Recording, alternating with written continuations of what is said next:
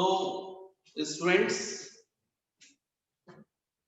Last video में मैंने आप लोगों से डिस्कस किया था surface tension on the basis of intermolecular theory, जिसको आप लेप्लेस थ्योरी भी बोलते हैं। और उस बेसिस पर मैंने एक्सप्लेन किया था कि सबसे ज्यादा एनर्जी लिक्विड्स में कहां होती है। तो आप लोगों को समझाया था लिक्विड्स में सबसे ज्यादा एनर्जी फ्री सरफेस पर होती है, क्योंकि वहां पर जो मॉलिक्यूल्स होते हैं सरफेस पर वही मॉलिक्यूल्स रह सकते हैं जिनके पास एनर्जी ज्यादा है, क्योंकि जिनके पास एनर्जी कम होती है वो मॉलिक्यूल्स कहां चले जाते हैं, लिक्विड में, इनसाइड में। सरफेस पर, लिक्विड सरफेस पर वही मॉलिक्यूल्स होते हैं जिनकी एनर्जी ज्यादा होती है। तो नेक्स्ट एक्चुअली में बच्चों यही डेफिनेशन बनती है सरफेस एनर्जी। तो हम बोलते हैं the potential energy of liquids on per unit area of liquid surface.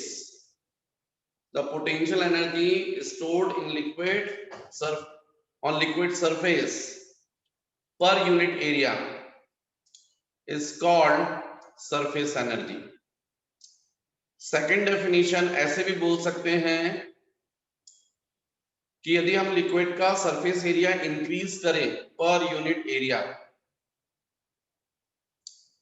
तो जितना अमाउंट ऑफ वर्क रिक्वायर्ड होगा उसको हम बोलेंगे surface energy. Means the amount of work required to increase unit surface area of a liquid is called surface energy. Surface energy it is denoted by S. तो बच्चों, यदि मान लीजिए liquid का फ्री सरफेस, इसका टोटल एरिया यदि आप ए रखना चाहते हैं, उसके लिए आपको कितना एनर्जी, कितना वर्क रिक्वायर्ड होता है, डब्ल्यू। तो यूनिट एरिया इंक्रीज करने के लिए डब्ल्यू अपॉन ए कितना वर्क रिक्वायर्ड होगा, इसी वर्क को हम लोग बोलेंगे सरफेस एनर्जी। तो इसलिए सरफेस एनर्जी, इसका फॉर्मूला हम बोल सकते हैं डब्ल्यू अपॉन डेल एक्स। ये सरफेस एनर्जी का फॉर्मूला होगा। सरफेस एनर्जी को चूंकि हम लोग डिनोट करते हैं बाय एस, तो ये S is equal to W upon del. Next बच्चों, मुझे आपको बताना चाहिए relation between surface energy and surface tension. इसमें मुझे रिलेशन आपको समझाना है। तो बच्चों, एक आपको इस तरीके से फ्रेम इमेजिन करना पड़ेगा जो वायर का है। ऐसा आपको एक फ्रेम इमेजिन करना पड़ेगा जो वायर का है, जो दो जगह से 90 डिग्री से बेंड होता है।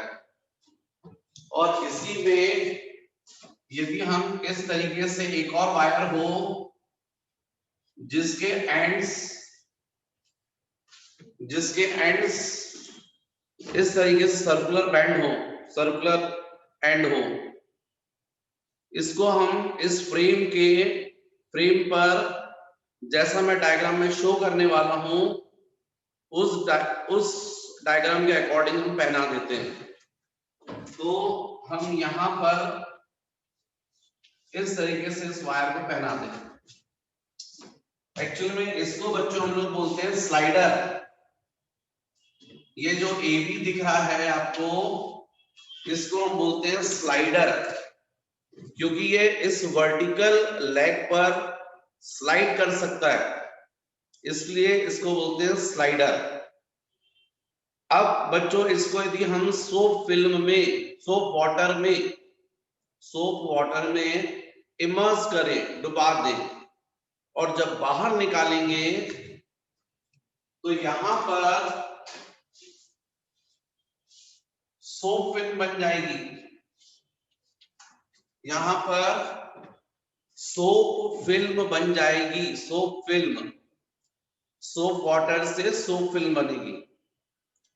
और सोप फिल्म बनने की वजह से मैंने आपको समझाया है, लिक्विड की टेंडेंसी होती है कि वो अपना सरफेस एरिया मिनिमम रखे, इसलिए ये सोप फिल्म कॉन्ट्रैक्ट होगी और इस स्लाइडर के ऊपर AB पर ऐसा फोर्स लगाएगी ताकि इसका सरफेस एरिया कम हो जाए। लेकिन आपने क्या किया, यहां पर फोर्स लगा दिया है। फोर्स लगाने से ये स्लाइडर AB से यहां आ गया A' B' पर, स्लाइड करवा दिया आपने। तो ये जो सोप फिल्म है, इसका स्लाइडर जो था वो ऐसा था, AB पर था, सोप फिल्म का कितना एरिया था, आपने यहां से फोर्स लगा दिया है, फोर्स लगा के स्लाइडर को यहां ले आए हो A' B' पर, बल्कि आपने डायरेक्ट डिस्प्लेस करवा दिया है। ऐसा करने से इस सोप फिल्म का एरिया इंक्रीज हो गया। A' B' ये जो लेंथ है ये सपोज L, तो आपने इस सोप फिल्म का एरिया इंक्रीज कर दिया। अब ये एरिया इंक्रीज करने से एक्चुअली में क्या हुआ, जो सोप फिल्म थी वो बहुत थिन थी, लेकिन अब और थिन हो गई, और पतली हो गई, और जो सोप फिल्म के अंदर मॉलिक्यूल्स थे वो भी सरफेस पर आ गए। मुझे मालूम है कि आपको जब मैं ये समझा रहा हूं तो आपके लिए इमेजिन करना थोड़ा टफ हो रहा है। आप बड़े मुश्किल में हैं कि सर ये सोप फिल्म तो बहुत पतली है, और पतली हो गई। बिल्कुल, देखो इस बात को ऐसे समझो, एक सिंपल सा एग्जांपल लेता हूं मैं। आप लोग को पता है घरों में रोटी बनती है, पर रोटी बनने से पहले आटा उसना जाता है, लोई बनती है रोटी, गेहूं आटे की लोई। वो लोई जो रहती है वो छोटी होती है और उसका सरफेस एरिया कम होता है, लेकिन जब उसको बेला जाता है और रोटी का शेप बनता है तो आपको मालूम है एरिया बढ़ जाता है, और जो रोटी होती है वो लोई के कंपेयर में काफी पतली होती है। तो सरफेस एरिया इंक्रीज हुआ, एरिया इंक्रीज हुआ तो ये मॉलिक्यूल्स कहां से आ गए, तो जो लोई के अंदर मॉलिक्यूल्स थे, आटा था, वही सरफेस पर आ गया है और एरिया क्या हो गया, इंक्रीज हो गया। वैसे ही ये जो मैंने यहां पर डायग्राम बनाया है, इस डायग्राम को यदि मैं ऐसा इमेजिन करवाऊं आपसे और आपसे बोलूं ये स्लाइडर है, ये सोप फिल्म है, और यहां पर आपका पावरफुल माइक्रोस्कोप रखा है। इस पावरफुल माइक्रोस्कोप से जब आप देखेंगे तो ये फिल्म जो है आपको काफी मोटी दिखाई देगी। यदि बच्चों मैं यहां पर ये आपको पेज, ये बुकलेट दिखा रहा हूं तो डेफिनेटली ये बहुत पतला है, लेकिन इसी को जब पावरफुल माइक्रोस्कोप से देखोगे तो ये आपको मोटा दिखाई देगा, बहुत मोटा। वैसे ही ये सोप फिल्म है, सोप फिल्म जो मैं फ्रेम पर आपको बता रहा हूं, आप यहां से देखेंगे तो ये पतली दिखाई देगी, लेकिन जब आप इसको पकड़कर खींच देंगे तो इसका सरफेस एरिया इंक्रीज हो जाएगा और इनसाइड के मॉलिक्यूल सरफेस पर आ जाएंगे। और आप सबको पता है कि यदि लिक्विड में मॉलिक्यूल सरफेस पर होते हैं तो एनर्जी इंक्रीज हो जाती है। तो स्वाभाविक है, इसका मतलब एनर्जी इंक्रीज हुई। ये एनर्जी कैसे इंक्रीज हुई? तो आपको इस फिल्म को स्ट्रेच करने में, खींचने में आपने जो भी वर्क किया है वो वर्क इस फिल्म में स्टोर होगा एनर्जी के फॉर्म में। उसी को आप पोटेंशियल एनर्जी कह रहे हैं। जो इनसाइड के मॉलिक्यूल्स है वो सरफेस पर आ गए, और आपको पता है जब सरफेस पर मॉलिक्यूल्स होते हैं तो एनर्जी ज्यादा होती है। ये हम समझा चुका हूं लास्ट वीडियो में। तो अब यहां पर कितना वर्क हुआ तो आपको पता है, यहाँ पर वर्क यदि मैं बोलूंगा तो आप वर्क इजिकल टू बोलेंगे force and displacement along the direction of force. तो आप बोलेंगे force F into of del x. ये फोर्स कितनी लेंथ पर लगा है? तो नो डाउट आप बोलेंगे W is equal to F upon 2L into 2L into del x. ये फोर्स कितनी लेंथ पर लगा है? डबल, क्योंकि इमेजिन करो ये है सोप फिल्म, ये सोप फिल्म है जो माइक्रोस्कोप से देखने पर आपको मोटी दिखाई दे रही है। जब आपने फोर्स लगाया है तो ये इस लेंथ पर भी लगा है फोर्स, इस पर भी लगा है फोर्स। कितनी लेंथ पर? Total L plus L 2L। कितनी लेंथ पर फोर्स लगा है? 2L।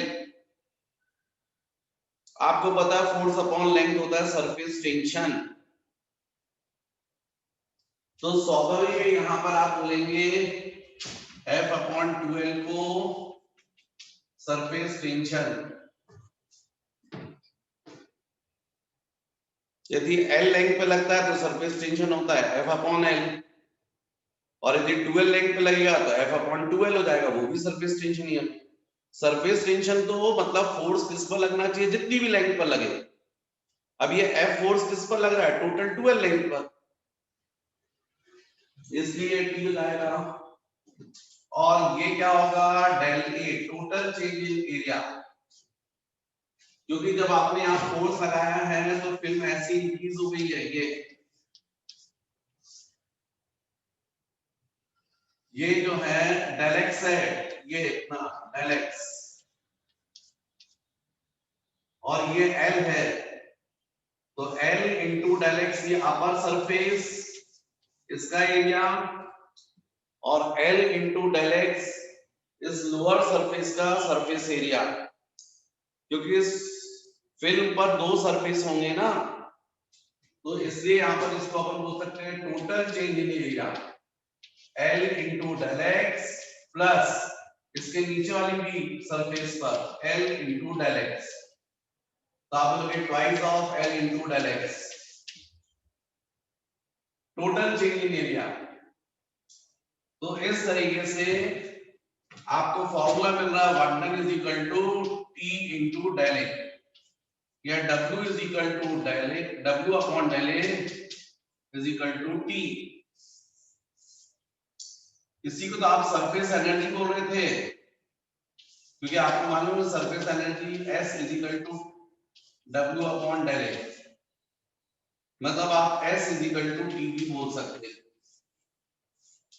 मतलब सही मायने में surface energy numerically surface tension के इक्वल होती है, पर बेसिक फॉर्मूला यदि आप देखें तो आपको मिल रहा है W is equal to T into del A, surface tension into total change in area. तो ये आपको मैंने रिलेशन बताया, relation between surface energy and surface tension. Surface energy और सरफेस टेंशन न्यूमेरिकली इक्वल होते हैं। इसके अलावा नेक्स्ट, यदि बच्चों में आपसे क्वेश्चन करूं कि यदि हम कोई बिग ड्रॉप है और यदि उस बिग ड्रॉप को स्प्लिट करेंगे n स्मॉल ड्रॉपलेट्स में, तो हमको टोटल कितना वर्क रिक्वायर्ड होगा, तो उसको भी हम लोग बच्चों कैलकुलेट कर सकते हैं, बल्कि उसको हमको कैलकुलेशन करना चाहिए। तो मैं करवा देता हूं। Work done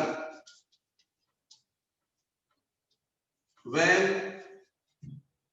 one big drop is split into n small droplets। यदि बिग ड्रॉप को हम स्प्लिट करें n स्मॉल ड्रॉपलेट्स में, तो कितना वर्क रिक्वायर्ड होगा। यदि बिग ड्रॉप को, ये बिग ड्रॉप का रेडियस है r, और यदि आप इसको स्प्लिट करते हैं n स्मॉल ड्रॉपलेट्स में, हर ड्रॉपलेट का रेडियस है r, स्मॉल r, तो बच्चों टोटल सरफेस एरिया इंक्रीज हो जाएगा। कभी भी आप देखेंगे यदि दो छोटी छोटी ड्रॉप्स को क्लोज रखेंगे तो उनके बीच में कॉसेव फोर्स लगता है, similar force, attractive force between the similar molecules is called cohesive force. उसकी वजह से वो कंबाइंड हो जाएंगी और एक सिंगल ड्रॉप में कन्वर्ट हो जाएंगी। और लिक्विड की टेंडेंसी होती है कि उसके पास में सरफेस एरिया मिनिमम रहे। इसका मतलब दो अलग अलग जो ड्रॉप्स थी उनका टोटल सरफेस एरिया ज्यादा था, और सरफेस टेंशन की प्रॉपर्टी की वजह से वो कंबाइंड हो गई और सिंगल ड्रॉप में कन्वर्ट हुई है। इसका मतलब सरफेस एरिया डिक्रीज हो गया। तो इसी तरीके से जब एक बिग ड्रॉप को स्प्लिट करोगे n स्मॉल ड्रॉपलेट्स में, तो सरफेस एरिया इंक्रीज होगा। यदि n स्मॉल ड्रॉपलेट्स को कंबाइन करके सिंगल ड्रॉप बनाओगे तो सरफेस एरिया डिक्रीज होगा। इधर से ऐसा करोगे सरफेस एरिया इंक्रीज होगा, इसको कंबाइन करके बिग ड्रॉप बनाओगे तो सरफेस एरिया डिक्रीज होगा। तो इसका मतलब ये हुआ कि जब आपने ऐसा किया तो कितना वर्क किया, तो W is equal to T into of del. अब ये डेल कितना है, तो आप बोलोगे final area minus initial. Final area किसका, इन सब ड्रॉपलेट्स का। एक स्मॉल ड्रॉपलेट का सरफेस एरिया कितना होगा, 4 पाई स्मॉल r स्क्वायर। ऐसी कितनी ड्रॉपलेट्स हैं, n, तो इसका टोटल हो जाएगा n into 4 pi r square minus initial area surface area big drop का, तो 4 पाई कैपिटल R स्क्वायर हो जाएगा। अब यहां पर हम वैल्यू रख सकते हैं, तो W is equal to T into del A की जगह जाएगा L into 4 pi small r square minus 4 pi into capital R square. लेकिन जब आपने इस बिग ड्रॉप को स्प्लिट किया था n स्मॉल ड्रॉपलेट्स में, तो वही बिग ड्रॉप तो स्प्लिट हुई है, तो वॉल्यूम थोड़ी बदल जाएगा। तो इसका वॉल्यूम कितना था बिग ड्रॉप का, 4/3 pi r cube. Volume of one big drop is equal to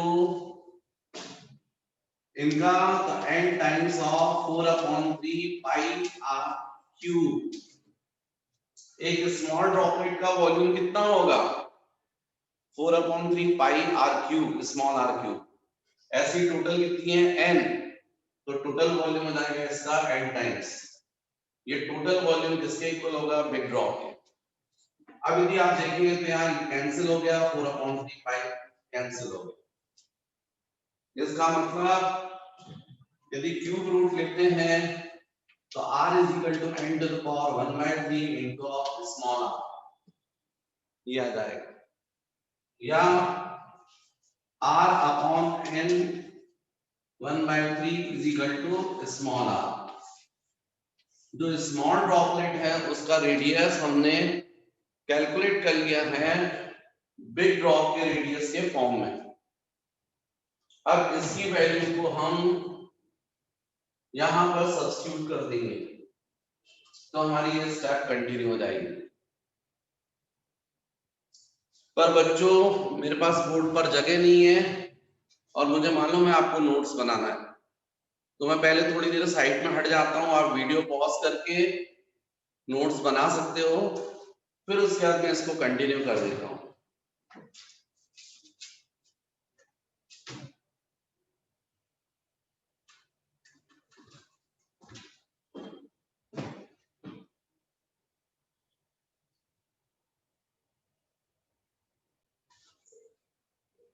तो बच्चों ये जो स्मॉल r की वैल्यू आपने निकाली है, इस स्मॉल r की वैल्यू को यहां सब्स्टिट्यूट कर देते तो ये स्टेप कंटिन्यू हो जाएगी और जो वर्क रिक्वायर्ड है उसकी वैल्यू निकल आएगी।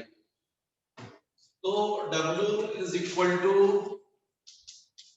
T इंटू, यहां आप देखें n इंटू 4 स्मॉल r की जगह पर capital R upon n to the power 1/3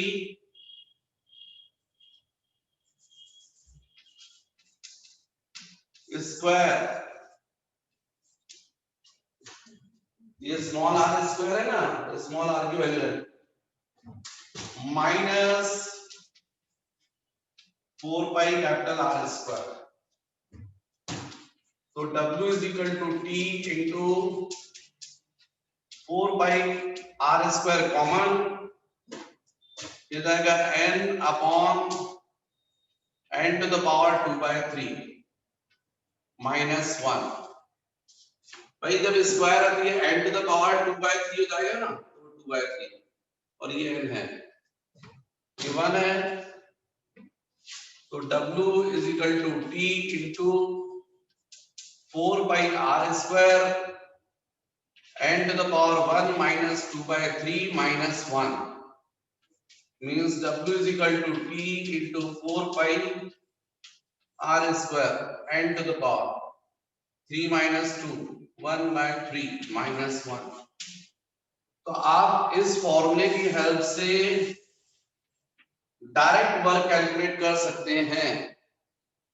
competitive exam में क्वेश्चंस बनते हैं, सरफेस टेंशन की वैल्यू गिवन रहती है, बिग ड्रॉप का रेडियस गिवन रहता है, फिर आपको गिवन रहता है 1000 ड्रॉपलेट्स में स्प्लिट किया है, मतलब 10 to the power 3 to the power 1/3, we can say 10 minus 1 9।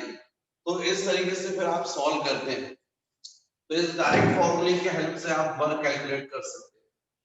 तो यदि वन बिग ड्रॉप को स्प्लिट करोगे n स्मॉल ड्रॉपलेट्स में तो इतना वर्क रिक्वायर्ड होता है।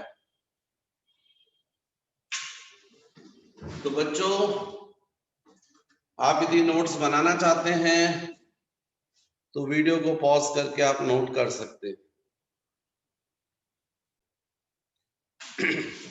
तो स्टूडेंट्स आपकी नेक्स्ट हेडिंग होनी चाहिए angle of contact.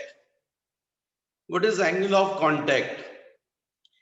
For a solid liquid pair the angle of contact is defined as the angle subtended by the tangent drawn to liquid surface from point of contact with the solid surface inside the liquid,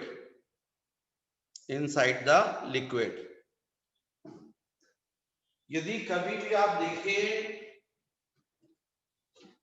तो मान लीजिए suppose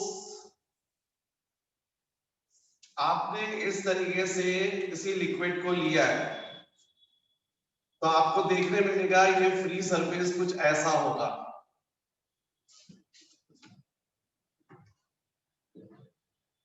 concave shape में। हालांकि कुछ liquid ऐसे भी होते हैं जिनमें ये फ्री सरफेस, इसको मेनिस्कस बोलते हैं, इनमें फ्री सरफेस ऐसा होता है।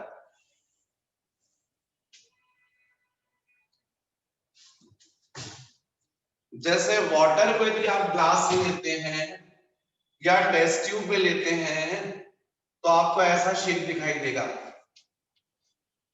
लेकिन मर्क्यूरी को लेंगे तो ऐसा होगा।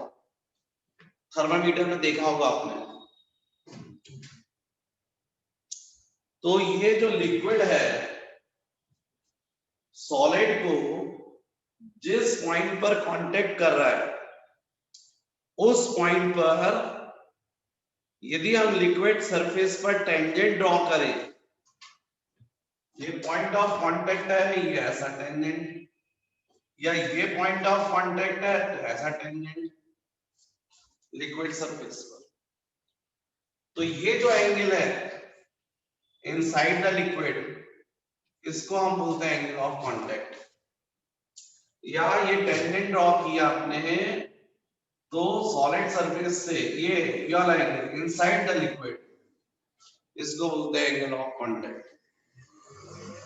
एक एंगल ये भी बन रहा है सॉलिड सरफेस से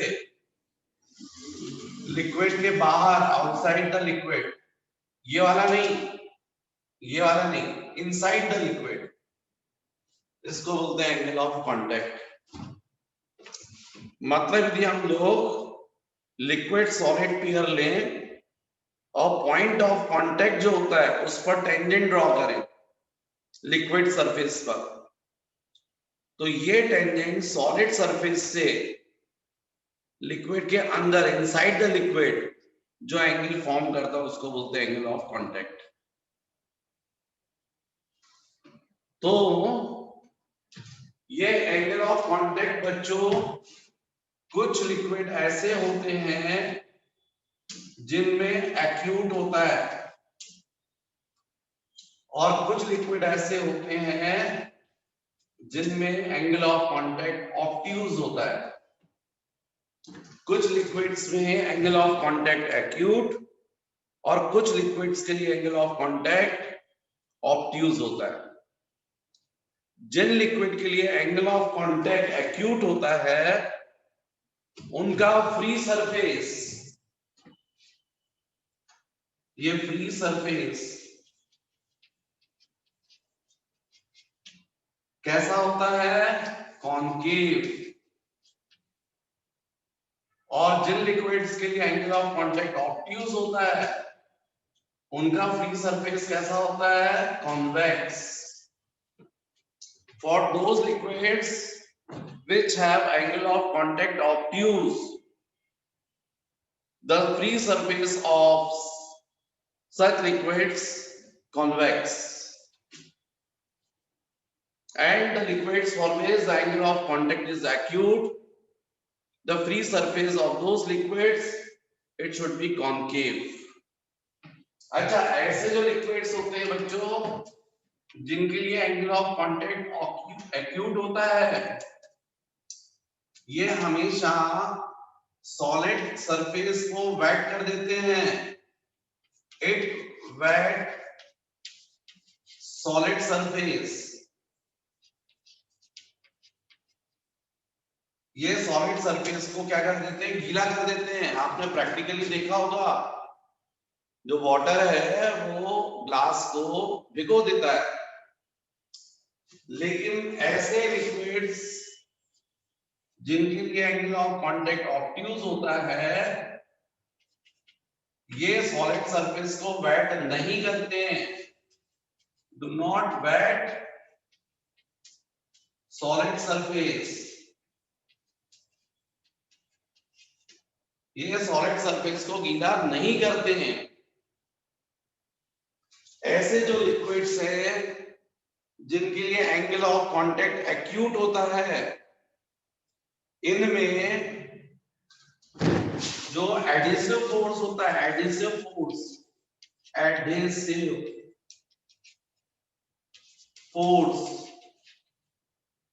ये स्ट्रॉन्ग होता है किससे? कॉसिव फोर्स से।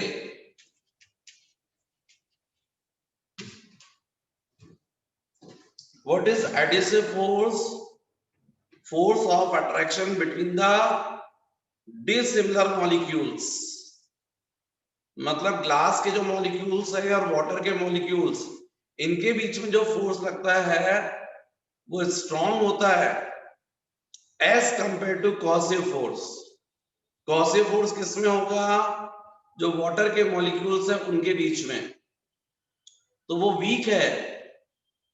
एडिसिव फोर्स स्ट्रॉन्ग है, इसलिए ग्लास के मॉलिक्यूल्स ने वाटर के मॉलिक्यूल्स को पकड़ लिया और गीला कर दिया पानी में।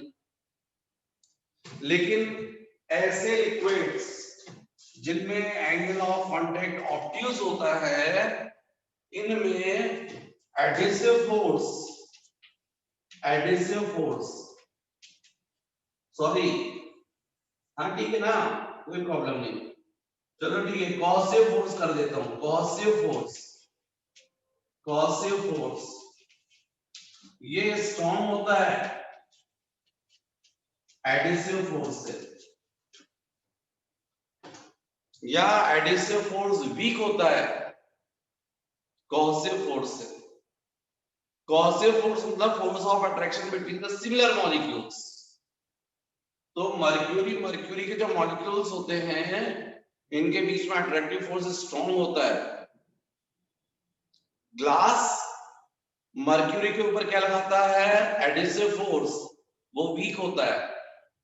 इसलिए तो जब मर्क्यूरी ग्लास में ऊपर नीचे करते हैं तो मर्क्यूरी कभी भी ग्लास में नहीं चिपकता है, क्योंकि वहां एडिसिव फोर्स क्या है? वीक है। कॉसिव फोर्स स्ट्रॉन्ग है। तो बच्चों ये एंगल ऑफ कांटेक्ट से रिलेटेड कुछ पॉइंट्स हैं जो आप एग्जांपल के बेसिस पर समझ सकते हैं। मैंने आपको समझाया कि एंगल ऑफ कांटेक्ट किसको कहेंगे, फिर मैंने ये भी समझाया आपको कि कुछ लिक्विड्स में एंगल ऑफ कांटेक्ट एक्यूट होता है। जिनमें एंगल ऑफ कांटेक्ट एक्यूट होता है उनका फ्री सरफेस कॉन्केव होता है। ऐसे लिक्विड्स सॉलिड सरफेस को वेट कर देते हैं, गीला कर देते हैं, और इनमें एडिसिव फोर्स स्ट्रॉन्ग होता है as compare to cohesive force. जबकि अपोजिट साइड कुछ लिक्विड्स जिनमें एंगल ऑफ कांटेक्ट ऑब्ट्यूज होता है, उनका फ्री सरफेस कॉन्वेक्स होता है। ऐसे लिक्विड सॉलिड सरफेस को गीला नहीं करते हैं, और ऐसे लिक्विड्स में कॉसिव फोर्स स्ट्रॉन्ग होता है as compare to adhesive force. इसका एग्जांपल है वाटर, उसका एग्जांपल है मर्क्यूरी। तो यदि आप एग्जांपल्स को ध्यान रखेंगे तो आप इजीली एंगल ऑफ कांटेक्ट की प्रॉपर्टीज बता सकते हैं, लिख सकते हैं, समझ सकते हैं। इसके बाद बच्चों जो मुझे डिस्कस करना है आपसे, वो डिस्कस करना है excess pressure on spherical surfaces. Excess pressure on spherical surfaces. तो बच्चों जो लिक्विड्स होते हैं उनमें इस तरीके के फ्री सरफेस होते हैं।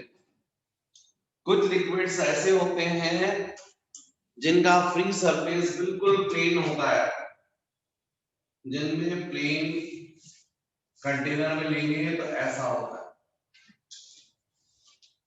कुछ लिक्विड ऐसे होते हैं जिनका फ्री सरफेस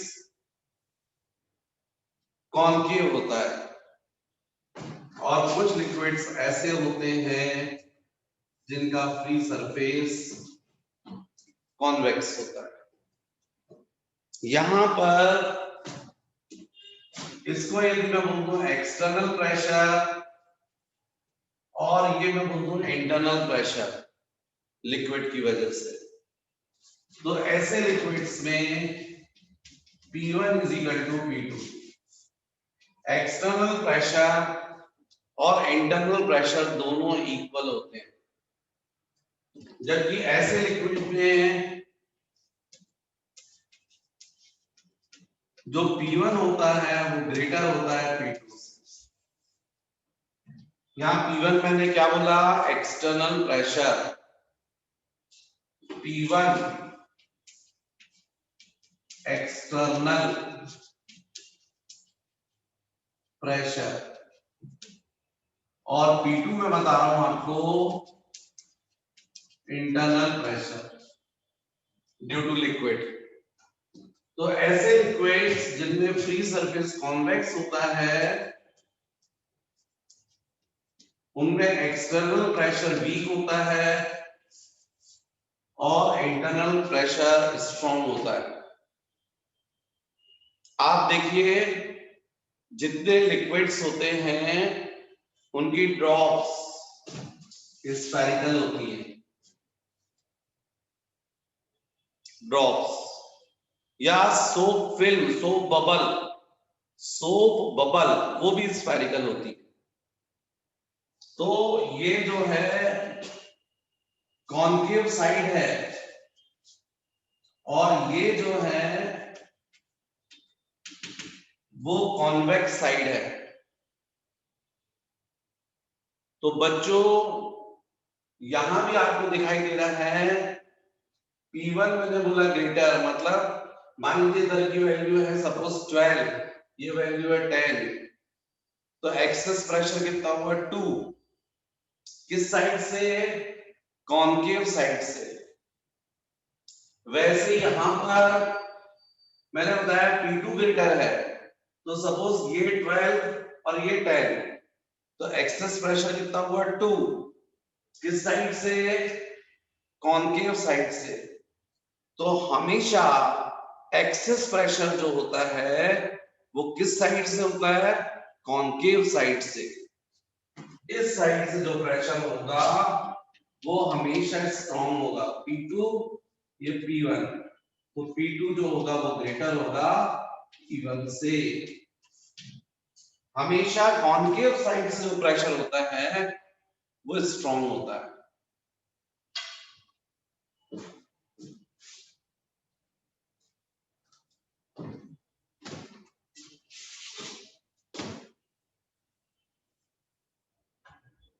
अब मुझे बताना चाहिए excess pressure inside a liquid drop and excess pressure inside soap bubble पर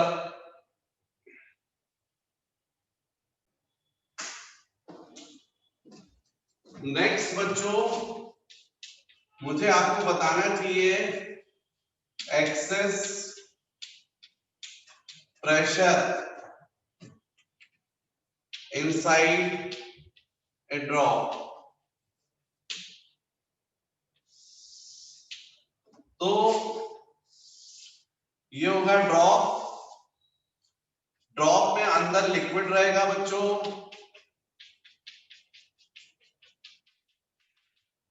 और इसका फ्री सरफेस केवल एक रहेगा, आउटर वाला, और इसी फ्री सरफेस पर यहां पर सरफेस मॉलिक्यूल्स हैं। सरफेस मॉलिक्यूल्स केवल एक ही सरफेस पर है, बाकी सब मॉलिक्यूल्स इनसाइड में। इस ड्रॉप का सपोज रेडियस r है और यहां से एक्सेस प्रेशर है, और सपोज इस एक्सेस प्रेशर P की वजह से इसका कुछ रेडियस इंक्रीज हो गया, मान लीजिए, हालांकि ये बहुत स्मॉल चेंज है रेडियस में, ये डेल r आपको क्लियर दिखे इसलिए मैंने बड़ा करके बनाया, अदरवाइज हम लोग प्रैक्टिकली ये सोच रहे हैं कि रेडियस r है और बहुत स्मॉल रेडियस इंक्रीज हुआ एक्सेस प्रेशर की वजह से सपोज। तो बच्चों हम यदि बात करें यहां पर वर्क, तो work is equal to the force into displacement. Force कहां से लगा है? इस साइड से, कॉनकेव साइड से, और इस फोर्स की वजह से डिस्प्लेसमेंट कितना हुआ? Del R. तो यदि मैं आपसे पूछूं तो आपको मालूम है pressure is equal to force upon area. Pressure जो इनसाइड में प्रेशर है वो किस सरफेस पर है? ये इनसाइड वाले सरफेस पर, और इसका सरफेस एरिया कितना होगा? तो आपको पता है P is equal to F upon area किधर जाएगा? 4 पाई R स्क्वायर। तो F इज इक्वल टू, तो F इज इक्वल टू होगा P into 4 pi R square into del R. ये डेल आर ऑलरेडी है, फोर्स की जगह पर हम लोग ये लिख सकते हैं P into 4 pi R square. और सपोज इसको मैंने बोला इक्वेशन नंबर 1, ये वर्क है, फोर्स इंटू डिस्प्लेसमेंट वाली डेफिनेशन से आया है। पर यदि मैं आपसे बोलूं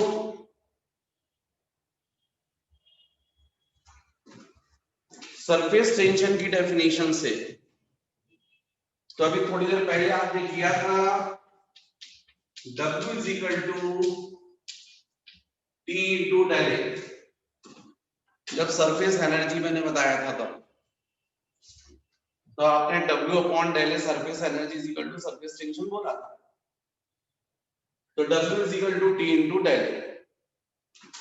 अब W is equal to T into del A मतलब A2 minus A1, final area minus initial area. कौन सा एरिया?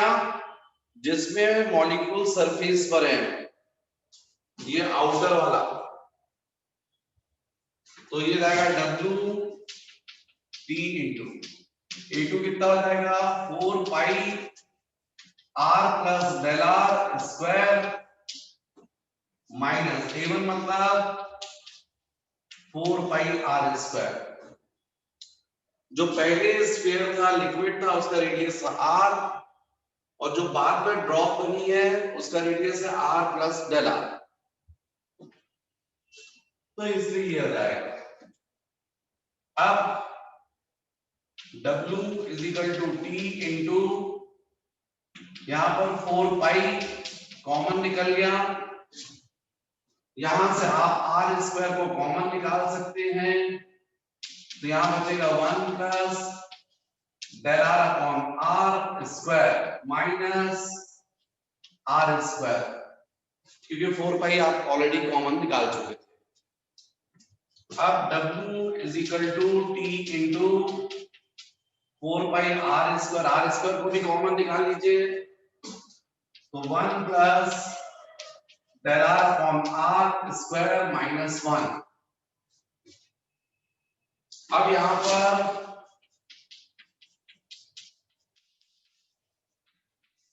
बायनोमियल थ्योरम अप्लाई कर दीजिए, क्योंकि आपको मालूम है डेल आर जो है वो बहुत स्मॉल है। तो आपको पता है, मैंने बताया था 1 plus x to the power n is equal to 1 plus n into x by binomial theorem. यदि x बहुत स्मॉल हो तो 1 plus x to the power n is equal to 1 plus n into x होता है। आगे के high powers, आगे की टर्म्स हम निगलेक्ट कर देते हैं। तो यहां भी ऐसा ही होगा, ये डेल आर मतलब small change in radius upon original radius, मतलब काफी स्मॉल क्वांटिटी है। तो यहां पर आ जाएगा 1 plus twice of del R upon R by binomial theorem minus 1। आप चाहो तो यहां लिख सकते हो बाय बायनोमियल थ्योरम। अब ये 1 और 1 कैंसिल हो जाएगा, तो W is equal to T into 4 pi R square into 2 into del R upon R. यहां पर ये एक R क्या हो गया? कैंसिल।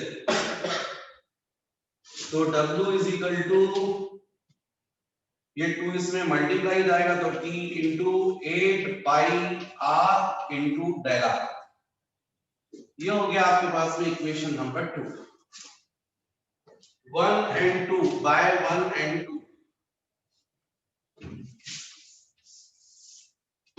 by 1 and 2। इक्वेशन 1 भी वर्क का है, इक्वेशन 2 भी वर्क का है। तो जब दोनों के लेफ्ट हैंड साइड इक्वल है तो सब्स्टिट्यूट कर दीजिए। तो यहाँ जाएगा P into 4 pi R square into del R। इसका लेफ्ट हैंड ये आ गया P into 4 pi R square into del R, और यहाँ पर जाएगा T into 8 pi R into del R। T into 8 pi R into del R। आप देखिए यहां से पाई कैंसिल हो गया, डेल R से डेल R कैंसिल हो गया, एक R ये कैंसिल,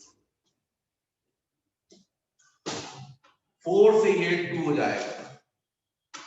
तो excess pressure P is equal to 2T upon R। मतलब जितनी ड्रॉप छोटी होगी उसका रेडियस यदि कम है तो एक्सेस प्रेशर ज्यादा होगा, और यदि बड़ी ड्रॉप है, रेडियस ज्यादा है, एक्सेस प्रेशर कम होगा। इसलिए तो छोटी ड्रॉप्स जब ब्लास्ट होती हैं पट पट पट पट करके आवाज करती है, उनका रेडियस कम रहता है, एक्सेस प्रेशर ज्यादा होगा। तो ये बच्चों एक्सेस प्रेशर, इसका फॉर्मूला है, आपको याद करना पड़ेगा। Excess pressure inside a drop. Generally बच्चों ये एग्जाम में आता है आपको ड्राइव करने के लिए, 11th एग्जाम में।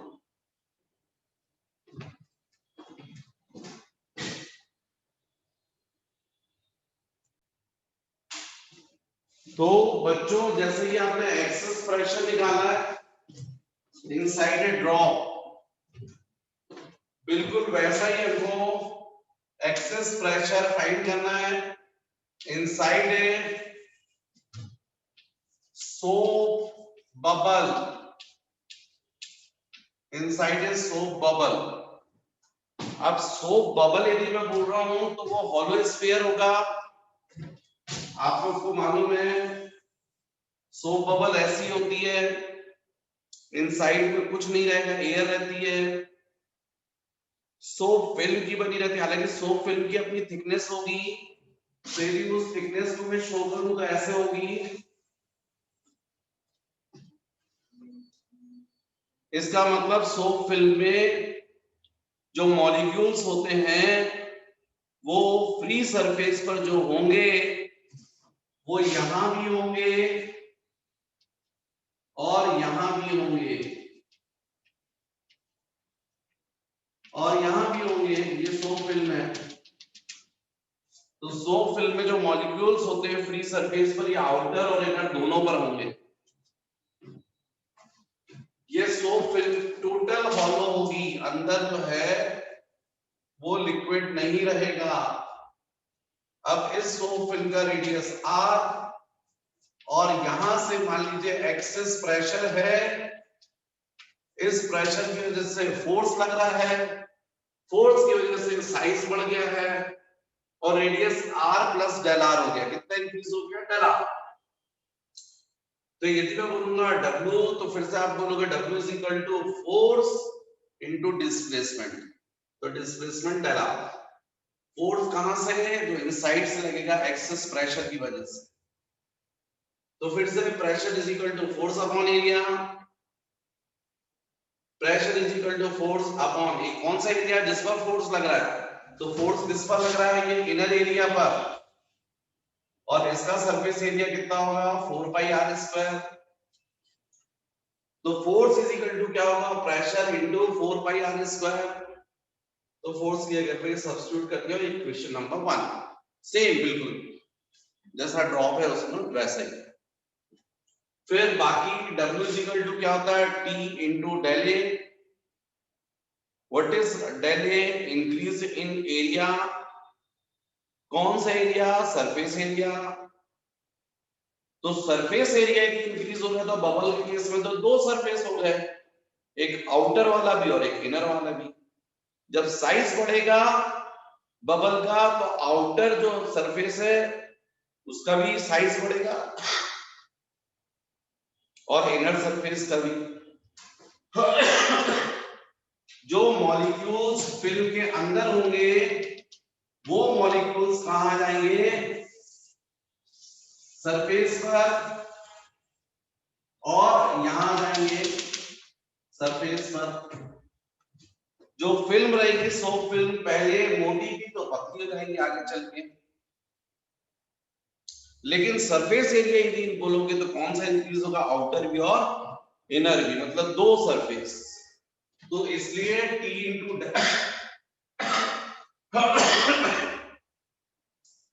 डायरेक्ट अब आप बोलोगे तो ट्वाइस यहां भी जाएगा, यहां भी ट्वाइस। आउटर जो एरिया है वो भी इंक्रीज माइनस इनर भी, दोनों के सरफेस। तो ये 2 जो है वो कॉमन निकल आएगा, यहां जाएगा। जब यहां जाएगा तो यहां रहेगा 2, यहां भी 2, बाकी सब कुछ सेम बच्चों। यहां भी 2, यहां भी 2, यहां भी 2, बस इतना सा फर्क आएगा, बाकी सब कुछ सेम रहेगा। फिर 1 और 2 को कंपेयर करोगे तो सब कुछ ऐसा ही होगा, बस यहां पर ट्वाइस आएगा, ये ट्वाइस। तो कुल मिलाकर 2 इंटू 2 कितना हो जाएगा? 4। इसका मतलब ये होगा कि सेम ड्रॉप की, सेम रेडियस की ड्रॉप है और सेम रेडियस की बबल है। ये ड्रॉप और सेम रेडियस की bubble, so film, so bubble, same radius, same liquid की सरफेस टेंशन सेम। तो किसमें ज्यादा प्रेशर होगा? बबल में। कितना होगा? जितना ड्रॉप में एक्सेस प्रेशर होता है उसका जस्ट डबल। ड्रॉप में एक्सेस प्रेशर कितना था? 2T/R। बबल में कितना रहेगा? 4T/R। तो ये है बच्चों excess pressure inside a soap bubble. ये डेरिवेशन है, ड्राइव करने के लिए ये भी आता है, ये भी बहुत इंपॉर्टेंट है। इसके आगे अपन को पढ़ना है कैपिलरिटी, जो बच्चों अपन पढ़ेंगे नेक्स्ट वीडियो में।